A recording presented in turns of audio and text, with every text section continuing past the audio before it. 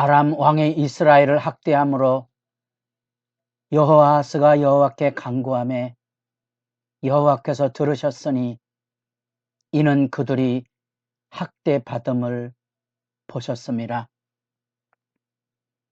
새벽을 깨우는 거룩한 기도자 여러분, 역사 앞에 열려진 하나님의 임재, 그 구원의 돌봄과 악에 대한 징벌과 죄악에 대한 정결의 회복들을 지켜보며 우리 시대 안에 일하시는 하나님을 만나며 그 앞에 기도하는 영광이 은혜 안에 늘 풍성하기를 소망합니다.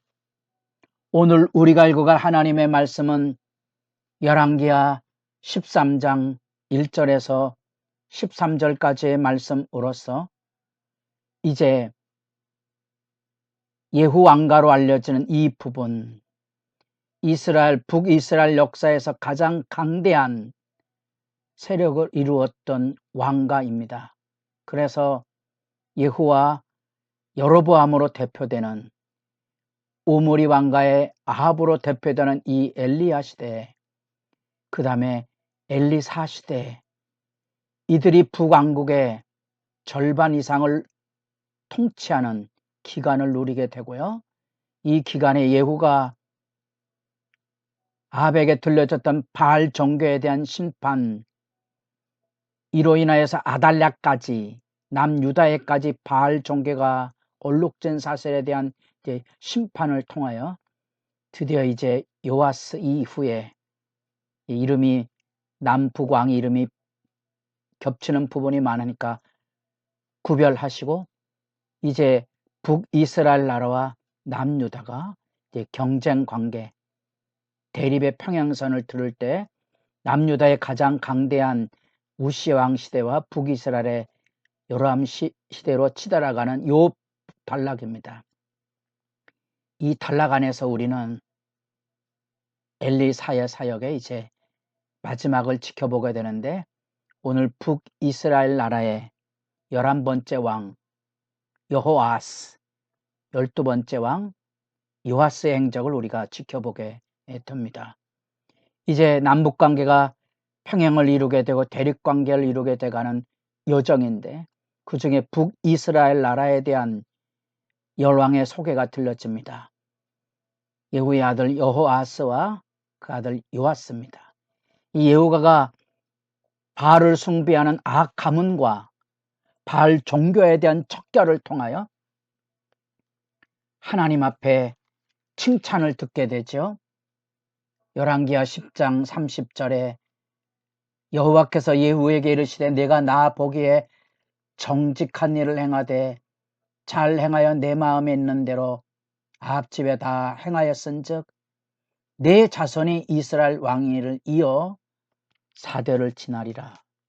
그 하나님의 시해 은총을 누렸던 이 바알 종교에 대한 예후의 징벌과 척결에 대한 칭찬이 있지만 그들이 하나님께로 돌아온 건 아니고 북이스라엘 나라의 한계, 곧 여로보암이 세웠던 베델과 단의 금송아지, 그래서 여로보암의 길, 남유다는 다윗의 규범을 따라서 다윗의 길을 따라가야 하는 거고, 북이스라엘은 여로보암의 길을 따라가는 이 하나님을 떠난 우상 숭배의 덫에서 벗어나지 못함을 선연히 보여주는 역사의 어두운 굴레를 지켜보고 있는 겁니다. 역사가 우리에게 들려주고 있는 교훈이 바로 그겁니다. 사람이 비록 선한 일을 할지라도 인간이 가지고 있는 어리석음, 사회 질서가 가지고 있는 죄악상을 벗어버리긴 어렵다는 거지요. 그래서 진정한 혁명은 사회적인 혁명이 아니고 개인적인 혁명의 변화입니다. 역사가 그것을 이렇게 잘 보여주고 있고 그건 오늘날에도 마찬가지입니다. 시대의 불의 앞에 젊은이들이 심지어 교회 안에서도 거룩한 분노를 갖게 되지만, 역사를 잘 지혜롭게 지켜보면 교회를 바꾸는 것은 자신들이 바뀌어지는 것으로부터 시작되는 믿음의 지난한 싸움, 길고 어려운 싸움에 참여하는 방법을 택해야 된다는 사실입니다. 인간은 이렇게 죄악의 덫에서 벗어나지 못하는 수치와 부끄러움을 가지고 있다는 것, 그래서 우리가 그리스도의 죽음을 경험하는, 그리스도와 함께 죽고 함께 사는 매일의 경건의 싸움을 개개인이 해야 되고, 그 믿음의 등불이 살아있어야 교회도 밝아지고 역사도 밝아진다는 사실입니다. 오늘의 한국의 현실도 이 어둠의 망령을 떠나지 못하는 분쟁과 다툼의 악순환, 권력을 통하여서 이루어지는 이 무자비한 배척과 대립과 분쟁, 왜 그럴까요? 국민들이 그런 질서를 세우는 일에 관심이 없기 때문에 그렇죠. 국회의원들을 뭘 하라고 위임을 한 건지, 대통령을 무슨 일 하라고 위임을 한 건지, 눈물 나도록 아픈 시대적인 현실을 우리도 지켜보고 있습니다. 그들이 여호와 보시기에 악을 행하였다. 13장 2절의 평가가 그렇습니다. 여로보암의 죄를 따라가고 거기서 떠나지 아니하였으므로 하나님의 진노가 임합니다. 이 여호스, 아하스, 요아스 때 북쪽의 아람 제국이 끊임없이 침략하고 수탈하고 압제합니다. 여호아스 시대도 마찬가지고,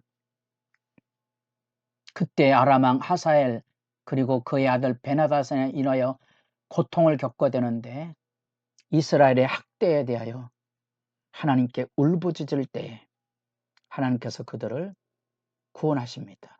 이유가 있다면 그들의 학대받음, 고통의, 자기 백성의 아픔에 대한 하나님의 찾아오심입니다.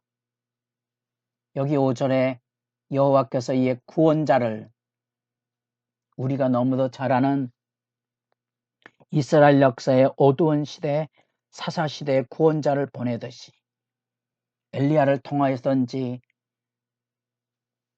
어떤 방도로든지 그 가운데 이스라엘 백성들에게 구원을 열어주고, 저 북쪽의 아수르라는 나라가 아람의 뒤통수를 치므로 아람이 세력을 발휘하지 못하는 역사적인 흐름도 우리가 그 안에서 충분히 기억해 볼 수 있습니다.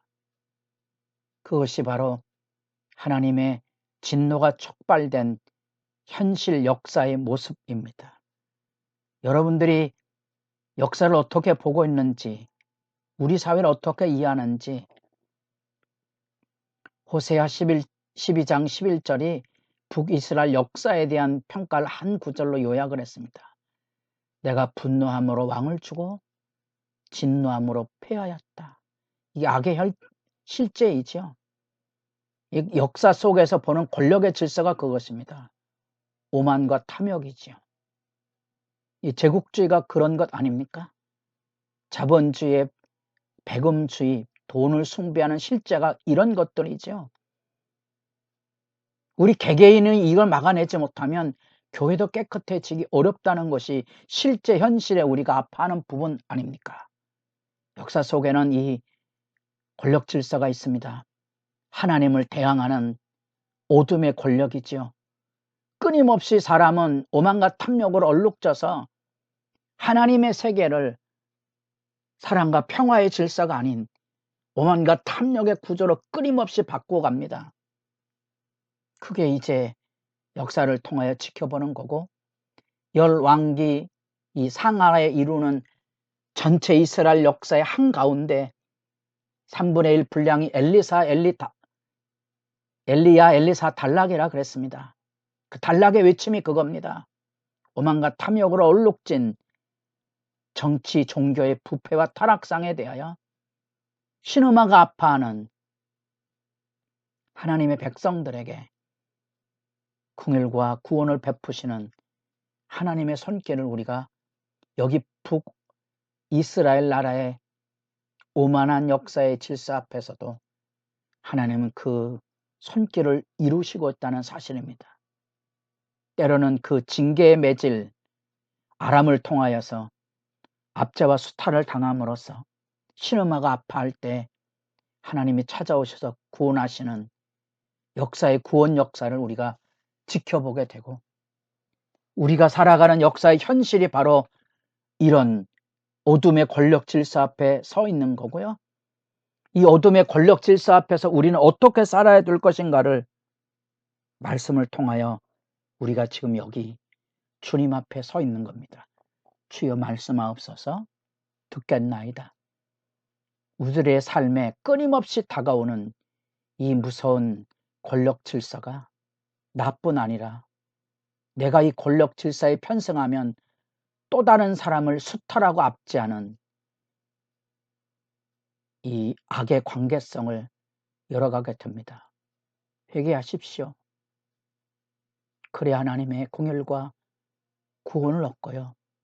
여러분이 그 누군가에게 압제와 수탈이 아닌 돌봄과 평화를 이루는 사람이 될 수 있습니다. 교회를 위해 기도하십시오. 교회가 회개하고 하나님의 은혜를 경험해야만 공일과 구원의 공동체로 세워져 가고, 여러분의 가정도 마찬가지고 우리 사회도 마찬가지 아닙니까?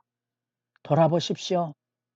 세상의 권력 질서에서 은혜와 사랑의 질서로 나아가는 그 길, 여러분의 기도가 깊어지기를 바랍니다.